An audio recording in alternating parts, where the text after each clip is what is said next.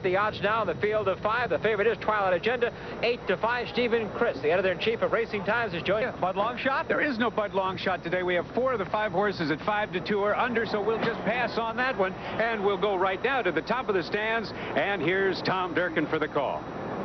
This is a 1.25 mile race, a run around 1.5 turns. The starting gate is placed actually on the turn. There's one horse to be loaded yet, and that is Chief Honcho. There he is. If all goes as expected, you'll expect to see Twilight Agenda on the lead. Chief Honcho might not be far behind. They're in the gate, and we're ready for a start. Don't pull it, don't pull it. And they're off. Festin breaks first, but quickly Twilight Agenda comes on to grab the lead. It is Twilight Agenda now who makes the lead and makes it easily, opening up by 3. On the outside, Chief Honcho moves into second. Festin is being pushed along early to stay close. He's just 4 lengths off the early lead. And then it's Mountain Lure down inside, and the early trailer is Strike the Gold.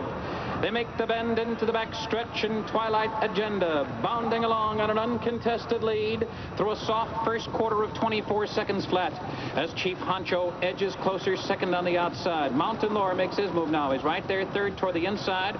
Festin is only 3.5 lengths from a moderate pace, and the Derby winner Strike the Gold is the trailer as they continue the run down the back stretch. Bailey lets it out a notch on Twilight Agenda, free running on the lead. Through a moderate half mile of 47 3/5 seconds, they continue down the backstretch. Twilight Agenda has opened up 3 lengths on Chief Honcho. Mountain Lure toward the inside. Festin has now dropped 9 lengths off the lead. Strike the Gold, the Derby winner, is still trailing the field as they hit the far turn.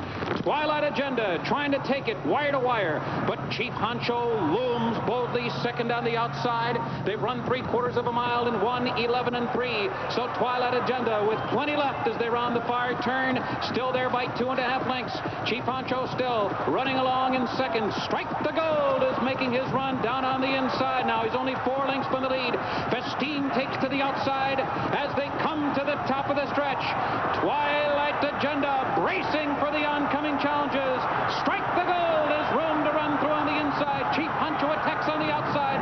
Festin is coming with a powerful run down the center of the racetrack, and those 4 across the track at the 8th pole.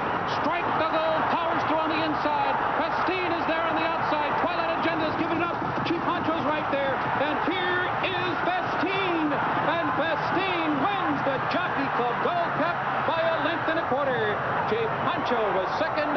Strike the Gold was third.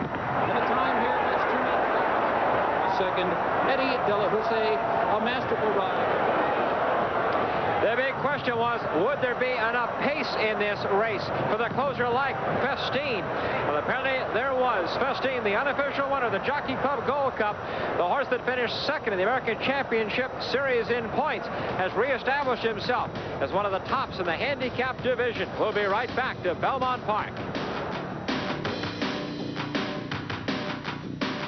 The Argentine-bred Festin, who started his racing career as Festin, owned by Bert Koenig of Tucson, Arizona, trained by the Hall of Famer Ron McAnally, ridden today by Eddie De La Houssaye. Here is unofficial Festin in just over 2 minutes, as you see. Chief Honcho second, and Strike the Gold, the Kentucky Derby winner, running third. We'll take a closer look at Festin and how he did it down the big Belmont stretch. Here's Tom Durkin.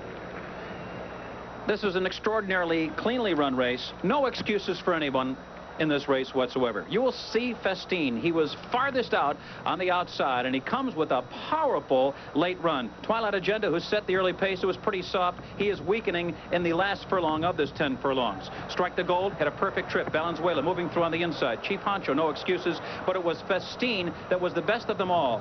He was the best because he gets a final quarter in this 1.25 mile classic in 23 seconds and change. It really was an outstanding effort and a flawless ride by Eddie De La Houssaye, who gave him every opportunity to win. Chris?